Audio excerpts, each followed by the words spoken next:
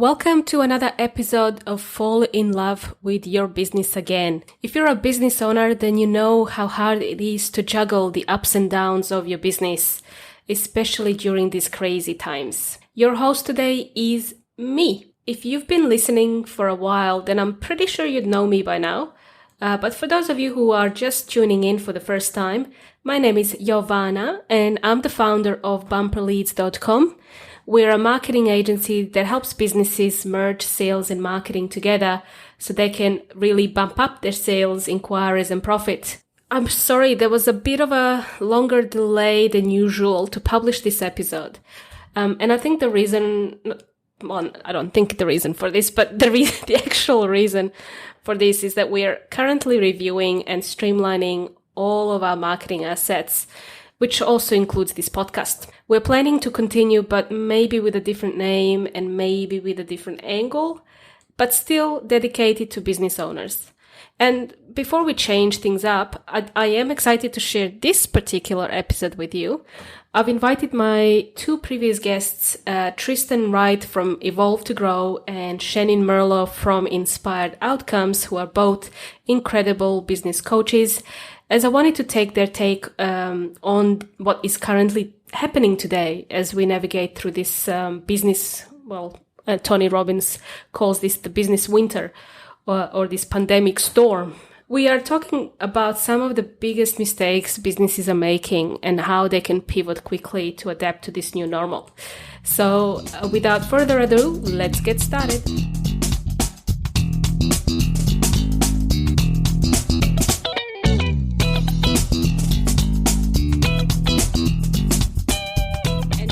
I have two wonderful guests with me, Tristan Wright and Shannyn Merlo. And these two individuals, so these two wonderful people have helped me in my business through times of uncertainty. And I thought it would be a fantastic opportunity for me to bring them back on the show, because if you go back, Shannyn was one of our first guests, I think episode number 5, and Tristan was on episode number 6, I think. And you can hear everything anything that you are interested in finding out around how to be more productive. That's Shannyn Merlo's interview, and also how vision can actually help you propel your business forward. That was Tristan's topic on episode number 6. But today, and as of this time of recording, we are going through some really, I'm going to use the word unprecedented times, which I really hate using because it's just a cliche. It's just been overused a lot. And unfortunately, a lot of businesses are going through this extreme, there's a massive frustration with a lot of business owners. They don't know how to pivot, what to do next. And I thought Tristan and Shannyn could add some value to us today by telling us what type of experience they've been, what type of things they've been seeing in the field with other business owners, and if they can share some tips with us that we could take away and implement in our business so that we fall in love with our business again. So I'm going to start with Tristan from Evolve to Grow. So as you can see, we had a nice introduction, but I really wanted to ask you, what are you seeing out there in the moment? What are you seeing at the moment with your clients? It's really interesting. I'm not going to just talk about my clients, but business in general. There seems to be a few different trends that are happening. There's businesses that aren't impacted at all, and it's business as normal. Then there's businesses that are being impacted, and the owners are making two different decisions. The number one decision is we have to make change and we have to improve to survive. Or there's the business owners that are putting up the white flag and saying poor me, and just going to do their best to ride out the unprecedented circumstances at the moment. And for me, this is what determines a good business owner, or someone that's actually going to achieve in the long term, versus someone or a business that actually isn't ready to step up and move forward. And they're the people that are going to struggle ongoing. So they're the three different things that are at a very simplistic level is what's happening right now. And Shannyn, what So are you finding in the business environment there? Yeah, so most of my clients have been luckily not too affected. I've had a couple of clients who've been forced to close down as a result of the industry that they're working in. But their opportunity now is looking at, okay, well, how can, when we open the doors back up again, because that's the intention, how are we going to hit the ground running? How are we really going to ramp up our marketing efforts to ensure that we are capturing the market as quickly as possible, bringing back in the clients that we may have lost traction with because the online environment isn't something that they're interested in. So that's sort of one level. Other clients are have good background and still got good work coming through, but the conversations with them has been pretty much the same conversation that every business should be having most times in the year, is risk mitigation conversations. So, if this, then else, what do we do if this happens? How are we going to manage these risks in the business? So one of the conversations recently was like leave entitlements. What are the impact of leave entitlements going to be on the business over the next 6 to 12 months? Because having a decent sized workforce, these are the things that we need to be thinking of. Other clients are actually pivoting, and the big thing that I think, the big takeaway for anyone listening, is that business is all about helping to solve people's problems.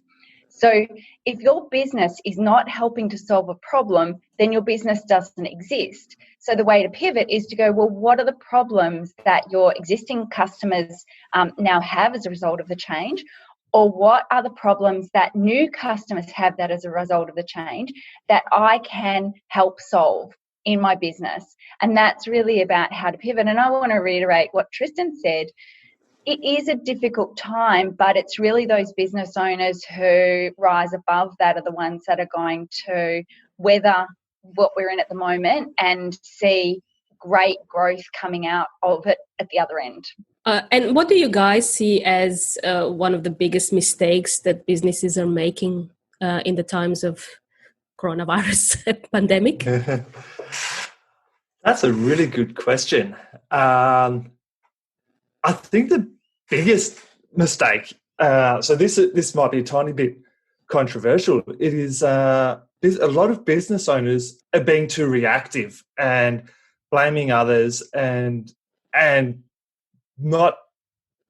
so being reactive and not taking responsibility of the situation that they're in and allowing themselves to move forward. So this is not necessarily a systems and structures, a systems and processes issue. It's a mindset issue. And people saying, hey, I'm stuck in this, I'm going to blame everyone, the government's not supporting me. Whereas if people were to take a step back and realise, yes, this is a situation that we're in, how can we improve it and move forward, they would then be able to grow and fix things a lot quicker. Shannyn, what do you think about that as well? Is this a bit controversial? No, I think it's a fair point. I think if we're talking about life in general, so outside of this current situation, and we think about how people achieve anything, you've got to have that kind of above the line thinking, and it's about taking responsibility for what you can take control of, and everything that you can't control, you've got to change your mindset around that. So that what you're talking about is kind of fundamental success principles. But I agree from the perspective of sort of saying, well, you can't blame everyone else for the predicament that you're in. Like that's not going to do you any favors at all. It's not going to help you to get out of it. Waiting for government handouts is not going to help you get through it. And it's really about kind of going, okay, what can I be responsible for? What can I control? And what can I do to make it different? An example, a really interesting example, is there's a fairly popular cafe down in my local street, and they put out some really good social posts. They're now selling wholesale fruit and vegetables from their suppliers to customers. So they're doing vegetable boxes from their suppliers. They're also cooking meals, takeaway meals for people, but actually like home cooked you reheat them. So it's not sort of on demand. You take away your week's worth of meals. So there are opportunities there. And I mean, certainly they're not what they were, and they probably are not turning over what they were. I mean, I have no doubt they're not turning over what they were. But what's the alternative is the question. They wanted to keep their chefs employed. They wanted to keep as many of their staff members employed as possible. So what could they do to make that happen and try and ride it out for as long as possible? Yes, it's interesting. I think a lot of businesses, obviously before coronavirus, had these big dreams and aspirations of growing. In 2020, obviously our business as well, we had these massive visions to grow. And then suddenly this halt happens, that stops us from growing. And now it really becomes not so much around revenue growth and profit, mostly it's cash flow. Cash flow becomes more important so that you can have the runway to ride the storm, and you can obviously pay staff and cover your overheads, just so you could pivot or change direction or find another way or another avenue to earn and grow the business. I was about to say, what this is actually bringing to light is a lot of businesses haven't actually been looking at their back end until now. They've only been looking at their business from a top line perspective and not necessarily looking at a bottom line perspective and understanding the efficiencies of the business, what parts of the business are actually making money and what parts are fat, so to speak. So this is actually, I see it as an opportunity for people to actually work on their businesses and actually make them efficient and actually know their numbers. But I also want to challenge the thought that we aren't in a growth opportunity at the moment. A number of my clients are actually growing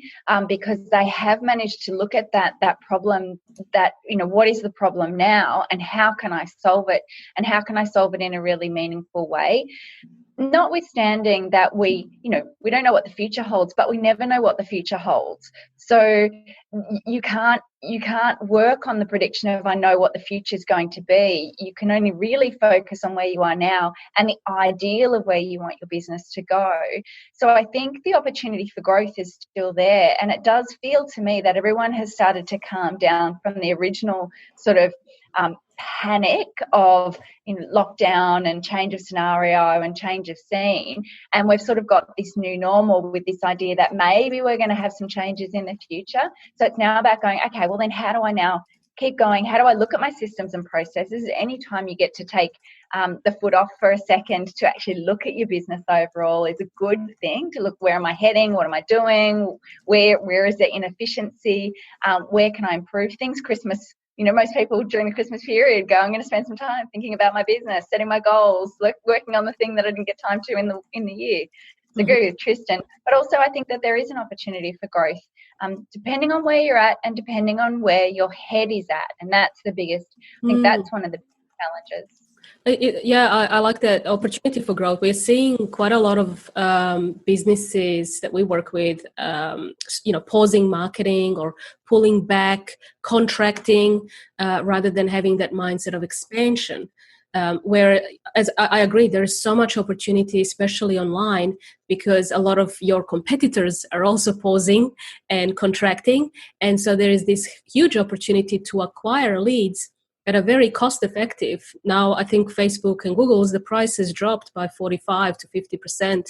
And so you have a massive opportunity to now build a database, a list of qualified prospects that you could help. It doesn't have to necessarily be selling exactly what you're selling today, but you could help with something else. And over time, you're building the database, and when the times are better, back to new normal, you will be able to really skyrocket that business. I've actually just written an article, published it maybe 2 weeks ago, and the general gist of it is that more millionaires are born out of recession than in any other economy. And what I mean by that is there's so many more opportunities that come out of a time like now, because it sorts of wheat from the chaff, so to speak. And all the wannabe business owners, all the people that aren't quite committed enough fall away but there's still clients and there's still a need for service, and it's just in a slightly different way. So the people that are actually fully committed and educate themselves on working out what their client needs are the people that are more likely to push through and make more money out of this. So I see this as a massive growth opportunity for people that are fully committed. Yeah. Fully agree. What about future predictions? I know that we don't have a crystal ball with us at the moment. We can't predict what's going to happen. I don't even know if the government can predict what's going to happen. Everyone's kind of reacting. But from a business perspective, what should businesses be looking to invest in right now? What do you think? Shannyn, I'm going to pass to you first because I was speaking last time. Well, I think business is if we go back to the business, what is the problem that we solve? We shouldn't be looking at this in isolation. So we shouldn't be saying, oh, we should be investing in lots of leads, or we should be investing in, getting our systems done. We should be investing in doing this. You need to look at the business holistically and invest in the areas that are going to grow your business in a holistic fashion. So one of the things that's really interesting is people will spend a lot of money on marketing, but they won't look at the conversion rate or their sales strategy around the, converting those leads. Then they won't look at their operations of how are we actually going to deliver this product or service and make sure we have happy customers so they come back.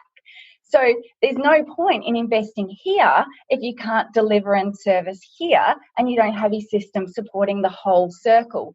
So my advice would be holistically look at the business overall. So if it's a case of we're pivoting and we're introducing a new product, then you would look at your business from business as usual. How do I market, sell, convert, service, deliver, that product as a result of the business? If I'm not pivoting, so if I'm actually reconstructing the business down until we get to move on again, then it's a case of looking at, okay, when I'm going to start open the doors again, I'm going to build the business again, how again am I going to get people to know about the business, the product, the service? How am I going to deliver it? How am I going to keep everyone happy? And how's all of that going to actually be supported when I open the doors again? So I don't think there's my advice would not be investing in one particular area, but looking at your business holistically and look at the areas from a holistic perspective. And to further to that point, it's making sure you're still connected with your ultimate objective, with your visions. So making sure whatever you're doing is still tied back to your business and personal end goal. So yes, you might be doing things slightly differently to what you're doing than yesterday, but don't go so far off on a tangent that it's something totally different and it's actually slowing you down from reaching your ultimate objective. All right. Thank you, guys. I think I've got enough questions to get people's brains working today. How could they get in contact with you? What are you guys doing at the moment? Are you offering anything special for business owners to reach out if they need help? Yeah. Look, I've got a 30-minute, no obligation, nothing up my sleeve offer to have a chat, a brainstorm, a coaching session. I have this problem conversation with anyone who needs it.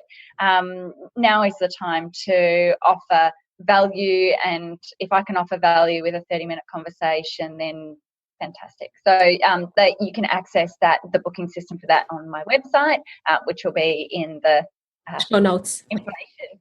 In the show notes.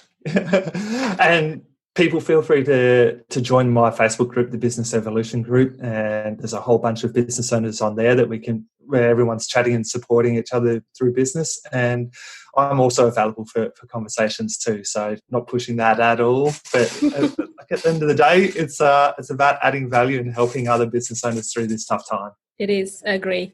Thank you guys so much for spending some time with us today, and hope to chat to you soon. Thank you very much.